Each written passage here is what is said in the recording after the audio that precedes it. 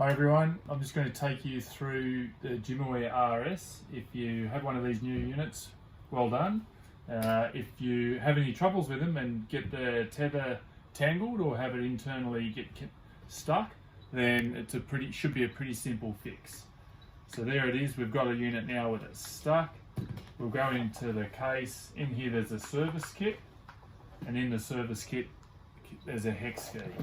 So we'll take that hex key and we'll take these end screws out. Okay.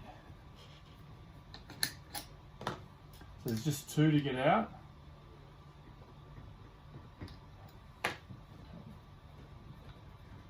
Once we get those out, we remove the whole end. So it slides down, pops off, and that exposes the internals. There we can see that the tether's got tangled at the end of the spool. So we can then, okay, so we've got it tangled here on top of the spool. This is our angle sensor, which measures the horizontal offset of the tether. We'll just take that out of the way so it doesn't get tangled up in anything. And we'll just get the tether and then wind it off the spool. And we may need to use our fingers to bring the spool forward so we can get the string from under this stop washer at the end. Once that's done, okay, to make it easier too, we'll pop this base off.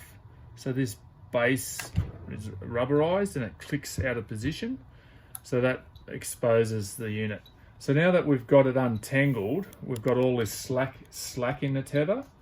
So what we want to do now is just wrap that back around the spool, and it can overlap itself. It doesn't have to be done neatly.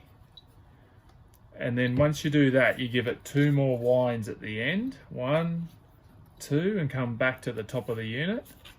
Okay, get any twists out. Now, using my fingers, I'm just going to guide the string and hold it as I pull it out all the way. And I'll grip it with the finger so it can't retract in.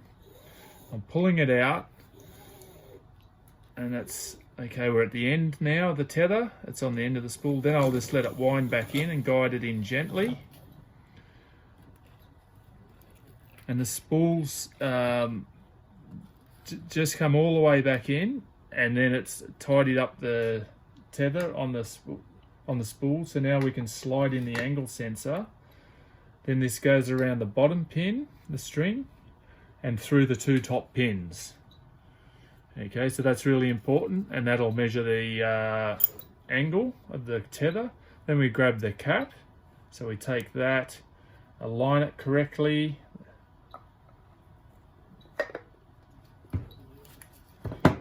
click it into place, and then that should be ready to go. If it wasn't tight enough, like you still had a little bit hanging out at the end, you can give it an extra wind around the spool. So go around one more time, back through the middle, around that pin.